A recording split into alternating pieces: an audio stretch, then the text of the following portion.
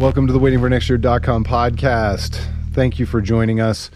Today we are talking, like we like to sometimes do, we're talking to a comedian. Ricky Melton is on the other end of the line. How's it going, man?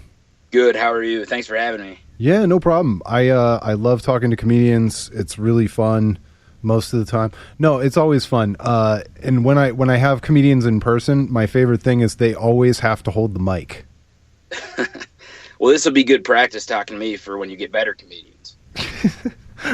And you've got a big, so the reason that you're on, we're going to talk about a bunch of stuff. It's not just going to be all plugs and whatever, but kind of a cool gig, man. You are opening for Artie Lange on October 14th at the Goodyear Theater in Akron. Tickets available on goodyeartheater.com. How does that come about? Because I've seen Artie Lange before, and obviously I know him from the radio over the years. Hell, I even saw him in the theater when he was in Dirty Work. So I go way back with Artie Lange. How'd you score that gig? I actually booked it myself. Being kind of a no-name comedian, you have to kind of make your own way. The easiest way I found to do it is to book your own shows. The problem with doing that is it's hard to get people to come out if you don't have a name attached to it. And Artie's always been one of my favorites, from Stern and whatnot. I've never seen him live, though. That's cool that you've seen him so many times, especially dating back pre-Stern. Well, I mean, any chance you get to see Norm Macdonald star in a movie, I figure you got to take it. The one chance that you had to see that, and it's gone now. Yeah, I didn't waste that chance. I was hoping for more. That guy, I always wonder, like, why certain guys hit and certain guys don't. And Norm Macdonald kind of hit in a cult kind of a way, but I'm still shocked that, like, he never, like, hit it bigger. And maybe that's his own doing. I don't know. It's just a weird thing. He's kind of a quirky guy. I mean, he's one of my favorite comedians, and he sells out theaters and stuff, so he's still got that popularity. But, yeah, it never really took off on the big screen. Yeah, I mean, even his, like, kind of side role in Billy Madison, I mean, all that stuff ended up being memorable. But, yeah, he just never... He couldn't carry a vehicle by himself, I guess. Do you watch his podcast now? No, I don't. I didn't even. He's got a famous guest on each week. It's pretty cool. Of all things, I listened to his audiobook, which was really strange, because, like, it's almost like he did it in a character that wasn't Norm Macdonald, even though Norm Macdonald read it. It was very weird. I haven't read his book, but you have my attention at audiobook. I listened to it, I think. Yeah, well, I always feel guilty when I say I read a book and I really just listen to the audiobook, but, like, I don't like to read books. I like to listen to audio. Yeah, I'm same exact way. I have to do that. I'm going to do that, but I'm going to tell people that I read it. Yeah, well, does it count as reading if it was an audiobook? Well, not if you say it on a podcast where thousands of people are listening. But we can edit it later, I'm sure. Yeah. Chop that out. Like, I'm talking as if I have a producer, and it's not going to be me, like, editing an MP3 in, like, 25 minutes. Right. All right, so big theater gig. I checked out some of your stuff online, and you do, like, a dirty game show and stuff. Is that like your primary thing, or are you going to do something different in a big theater show? Like, what's I didn't know exactly kind of what your whole comedy career is about. Yeah, my main gig I do is it's called Win to Lose, a dirty game show, and it's a live game show that we do. We tried making, like, a YouTube version, and we might explore that later, but we don't know how to work cameras and edit stuff that well, and we don't have a budget. But the live show we have down, and we thought about doing it for this Artie show, but it's going to be, this theater holds 1,400 people, and I didn't have the guts to try that this time. So this show, October 14th, is just going to be stand-up. But we work at another theater in Akron called the Rialto. It's much smaller, and that's where we do the live game show from time to time. The last one, did you see the TMZ video? I didn't see the TMZ video. That's my biggest credit right now, which I have to change as soon as possible. But made TMZ. We had a Screech on, Dustin Diamond from Saved by the Bell. he drank my chewing tobacco spit for $25. And I think I was watching that one. I didn't watch long enough. I saw the woman get shocked by a dog collar. Yeah, we played Saved by the Bell trivia. For every question she got wrong, we shocked her. The idea of the game is I present a challenge. There's 5 rounds. Each round I present a challenge, and the audience bids the lowest amount they're willing to do it for. So it's called win to lose. So whoever wins the bid by bidding the lowest wins, but then they lose because they have to come up and actually do the challenge on stage. So yeah, and in the case of the shock collar Saved by the Bell trivia, I think the bidding started at like 50, and there were no takers, or there were some takers, but then she maybe agreed to do it for like $17 or $20 or something. No, I think you got it wrong. I think the bidding started at like $90, but everybody, I think, was so drunk they didn't know what they were doing. So it went from $90 to $5 instantly. Like, they didn't know how to bid. And she came up on stage. She did it for $5, and I asked what she was going to do with the money, and she said she was saving up for a cruise. Oh, God. I was like, well, you're about to have the cruise of your life. Here's your $5. That's not even, you couldn't even get on the good time for that. So how long, when did you come up with that? How long did it take to like, because I saw there's like actual, it's not just you screwing around. There's like production value, there's sounds, there's like a stage setup. Like you actually put like, I don't mean to say actually, but you put some time and effort into like creating this whole thing. No, I'm insane when it comes to stuff like that. Like every single detail of every show that I put on, I overthink it. Like I don't think anybody else really notices. So thanks for noticing. But yeah, I put a lot of time into it. Even when people are like shuffling in when the doors open, I like have it timed out what song's playing at what time, so people get in a good mood for the show, and put a lot of thought into it. Well, it's pretty cool, and you got yourself on TMZ. Although I listen to sports podcasts, and the biggest rules there, like, don't end up on Deadspin. I think for comedians, it's don't end up on TMZ. Although it doesn't sound like you were the one making an ass of himself. Well, I could tell. Man, I could take an hour to tell this story, but I won't do that because I know you probably don't want me to. But I'll try to shorten it up. I really did take what you need to make it work, man. Because I think it's fascinating. I doubt anybody else has a story. I didn't really get along with Dustin Diamond, who I'll just call him Screech because that's what I know him as. I didn't get along with Screech at all. Like, he was an okay guy, but he did a show and his comedy set. Have you ever seen him live? I saw bits and pieces on the internet. It was some kind of a scandal. I think he got himself into trouble for something. I hear he's positively mediocre as a comedian. You know what? I mean, he's not a groundbreaking comedian, and I was assuming that he would suck, but I knew he would be a draw, is why I booked him.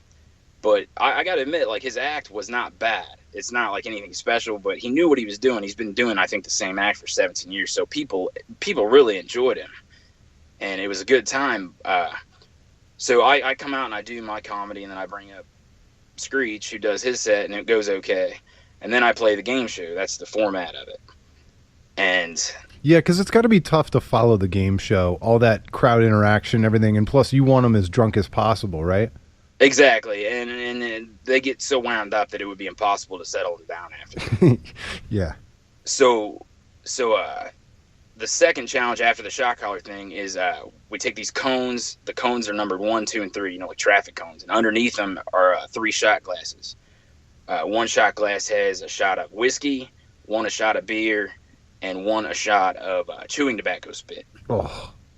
Now, the idea is you get to come up, you get to put a blindfold on, and you have to pick a number, and then you have to take the shot. So it doesn't matter what you take a shot of, you win the money. And the first lady who came up, I think she did it for like $50. She took a shot, and it was a shot of beer. So she got off the hook.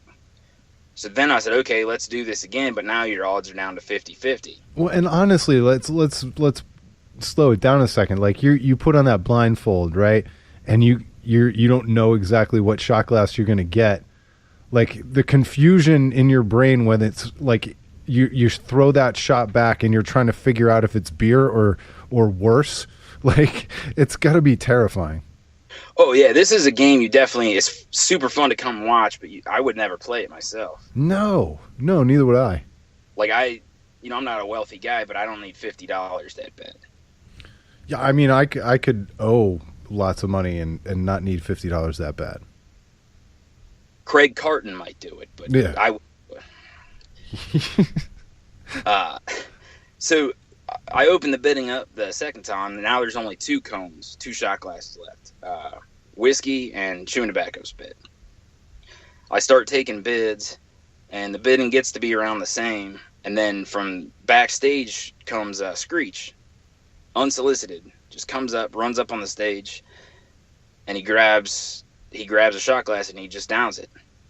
And it was the whiskey. I respect the balls too. Just the crowd went insane. It was like the coolest thing ever. It was so much fun.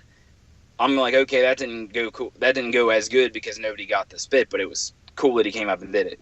As I'm explaining that, he turns around, he grabs the third one, and he just downs it, chewing tobacco. Crowd goes nuts. Like it was like the Who playing a concert. The roof came off the place. And then the rest of the show goes great. And after the show, I'm out like meeting people, and Screech is selling pictures, which is tacky, but people are buying them. People are taking pictures with them for $10 a pop. It's tacky, but I get it too. Like if you're Screech, it's kind of like Comic-Con for you every night, and you've got to steal that business model. I guess I'm questioning the people in line to get a picture with them. Like, who's spending $10 for this? But have you ever been to Comic-Con? Like, no. They'll like the second captain of the third ship on Battlestar Galactica can charge $15 for a picture. Yeah. I had this weird, like, I always like sports and like women, so I never got into it. Well, now all the hot chicks dress up in costumes and female empowered superhero outfits. So you'd like Comic-Con now too. All right, we'll go together. So everybody gets done taking these pictures. He makes all of his money, and then he pulls me to the side and he starts holding his stomach, and he says that the chewing tobacco spit's making him sick. And I'm like, oh, okay, I'm sorry, nobody asked you to do it, but whatever. And he pulls me upstairs, and my business partner, I always have to stress business partner because I'm a married guy. I don't have like a gay partner. Brent is my business partner. He pulls us upstairs, and he says, I'm really sick. Can I have more money? And you got to, okay, by this point of the show, not only is the audience drunk, but like I'm drunk, and I'm sitting backstage with Screech, who I grew up watching every day when I was a kid. I'm drunk, and Screech is begging me for extra money. So we don't know what to do, and we start negotiating with him.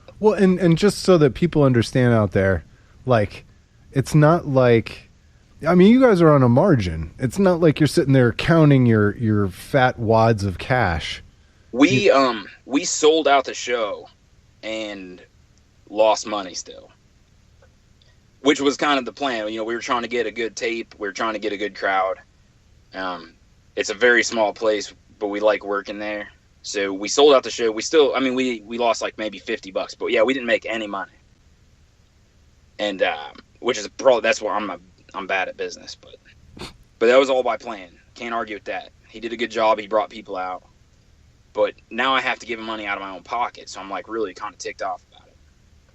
Well, and it's hard. It's really hard in those moments. Like when you and I are talking now, it's easy to go, well, just say no. There's no way I would give that guy money. But anybody who's been in a situation where somebody's either trying to get you down for something they're buying, like on a Craigslist ad, and then they finally show up and they're like, I know I said I'd pay $75, but I'm only going to give you $50. And in hindsight, I should have just told them to get out. But when you're face to face with that person and they're negotiating, it's just really, really hard. You're buying an escort off Craigslist for $50? Not an escort. I was selling old guitar gear. You're going to ruin my marriage, Ricky. Okay. My marriage to my hetero life mate. Yeah, it was hard to say no. It was a surreal moment is how I would try to put yourself in that scenario. It's very weird. It's a very strange moment. You're negotiating with Screech, and it's not. It almost wouldn't have been as bad if it was over like $1,000, but he was asking for $100, so we offered him $50. I think we ended up settling on $70. It was just very sad. Yeah, and $70 is like, it's both a lot of money and a very little amount. It's a very little amount when you're talking about, you know, splitting up the door at the end of the night. It is sad. I just started thinking like Mario Lopez doesn't need $70. Where did you go wrong? Mark Paul Gosselaar doesn't need $70. No, he's got all that NYPD Blue money. So it doesn't even end there. I take him back to the hotel. I'm steaming. I take him back to the hotel. Oh no, wait! I said I was drinking. I got a taxi back to the hotel with him. Well, yeah, you guys are on a super tight budget, so this means you are his car service as well. Exactly. I get him back to the hotel, which we put him up in a nice place, and the nicer the place, the more they nickel and dime you. So the next day, when we check him out, I'm not going to go into every little detail of why he aggravated me, even on that car ride. That's for a different day. Maybe you could have me back. It could be easier, but you're teasing me with the rest of the story. The next day, I check him out of the hotel, and he charged like $90 worth of stuff to the hotel room because, I don't know what I'm doing. I didn't know you could put a block on a, if you have somebody else staying in a hotel, you could put a block where they can't order room service. But this guy's ordering Diet Cokes left and right for $4.50 a pop. Just really rubbed me the wrong way. So the next day, I have we're negative $160. Yeah. The next day, I have the idea, like, man, like, I just really hate this guy. I'm going to try to embarrass him. I'm going to try to get TMZ to play his video. I doubt they'll do it, but I'm going to try to get him to play just to embarrass him. And I said, I go to their website. There's like a link where you could submit a video. I submit it, and 30 seconds later, my phone rings. California number. Hey, can we see the video? Yeah, I sent it to them. They call me back. Within 5 minutes, I had a contract signed. They gave me $250 for the video. Did you try and get more? That was another one of those things, like you said earlier. You should have tried to negotiate, but I was so tickled pink because I was going to give it to him anyhow. You should have been like, Screech. Heck, he whittled me out of an extra $70, so I would like $320. TMZ. I should have said that. I should have you negotiate for me next time I sell a video to TMZ. Yeah, next time give me a call. I'll do that. My business partner, for the record, was very against this idea. He doesn't, it's not a nice thing to do, when we do this Artie show, if I get video somehow of Artie doing heroin, I wouldn't sell it to TMZ for $1 million. By the way, I think the word you're looking for is pussy, because I am one, and I wouldn't want you to sell the video to TMZ either. I would have been a nervous Nelly, thinking like we were going to get sued or something. Yeah. Okay. So let me rephrase that. My partner Brent is a pussy. Just like me. By the way, we smell our own. He said it's the exact same thing. He's like, man, we're going to get sued. It's not a good thing to do. It's bad business. Nobody's going to want to work with you again. And I'm like, look, this is Screech. I think everybody knows he's an asshole. We're getting money. I think we ended up, because of the money we lost on the door, and then the hotel bill, and then the $70. We still ended up, I think we ended up in the plus, in the black, as they say. Dude, you were right. I'm just telling you, I would have been against it as well. Okay, so I'll rewind or fast forward a little bit. I get a call from his manager, who I booked him through, who was very pissed off about it, and he was questioning if I sold it. And I thought about like lying, because that's always my first instinct, just to lie.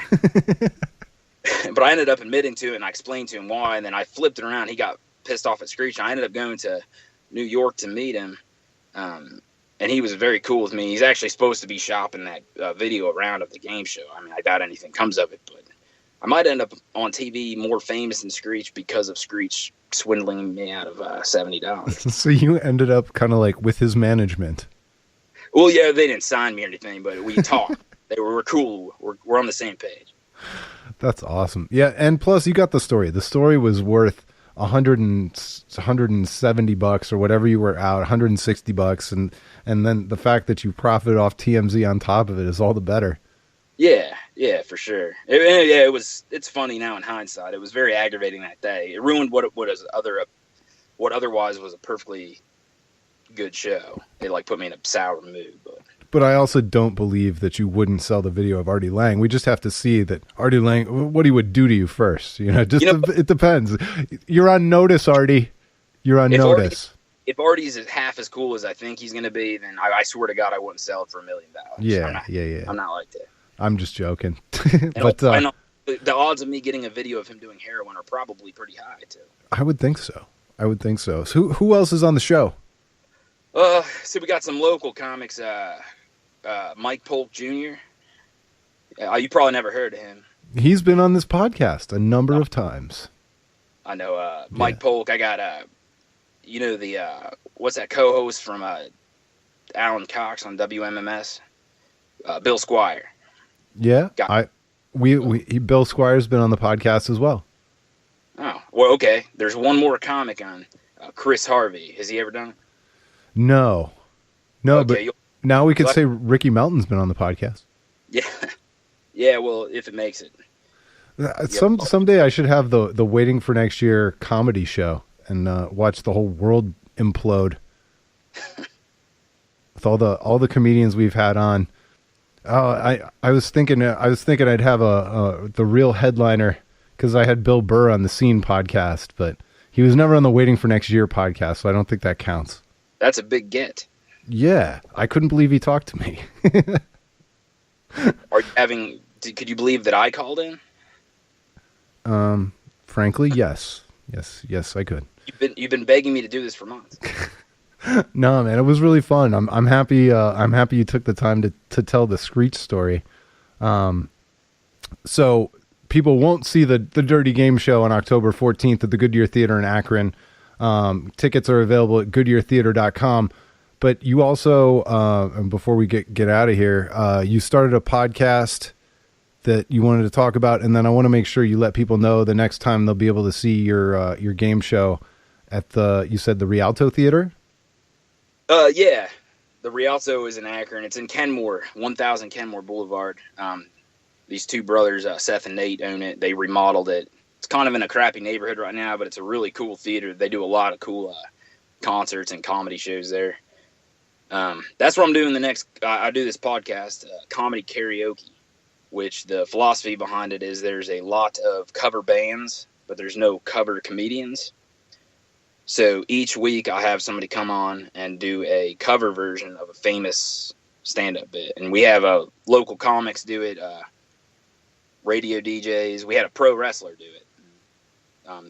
We put one out every week, and we film it live at the Rialto as well. The next one of those will actually be the day before the Artie show. So Friday, October 13th at the Rialto Theater. That's a free show. You should come do it. You should perform. I would like to see that. I'd like to meet you in person. And I got to start thinking about what kind of bit, which bit I would do by which comedian. I mean, there's so many to choose from. I would do I seen a picture of you online. I would do a Chris Rock racial material. That's what I would do if I were you. People would love that. I think you're right. I think I have the street cred for that. Yeah, just come out and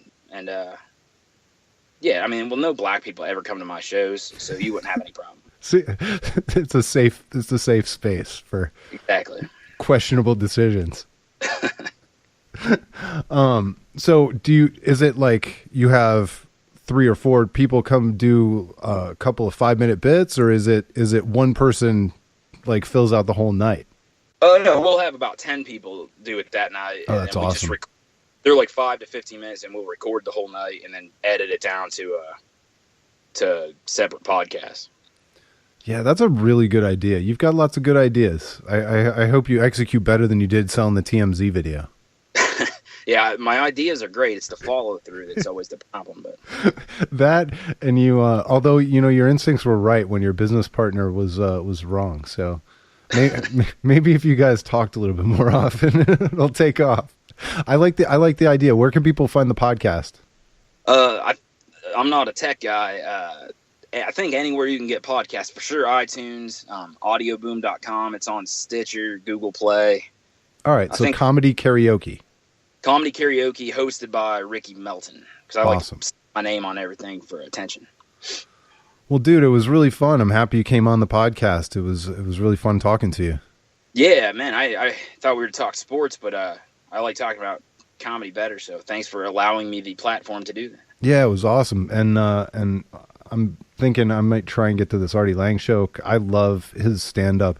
He's so good. He works his material's good, and he works a crowd as well as pretty much any comedian I've ever seen. It's just, people scream at him. It rolls off his back. He rolls with everything. He's, obviously having grown up with the Stern audience the way he has, you have to be good at that stuff. So it's definitely a show that everybody should check out. It's October 14th at the Goodyear Theater in Akron, goodyeartheater.com. He's Ricky Melton. Thanks for coming on, man. Yeah. Hey, I'll tell you what, if you want to come to the show, I'm going to give you a couple tickets. And then if you want to do some kind of contest or whatever, you give away a couple to your audience. I'll give you a couple for that too. If not, you could edit that part out too. No, that's great. We'll give away some tickets for sure. I'll figure out how to do that. It'll be on Twitter, and because I know people are going to be, I know at least a couple people, at least two people who listen to this podcast will want to go to that Artie Lange show. I'm sure of it. So hey, sounds good, Craig. Thanks for having me. Yeah, thanks so much, Ricky, and thanks for listening, everybody. We'll talk to you next time. It's been the waitingfornextyear.com podcast.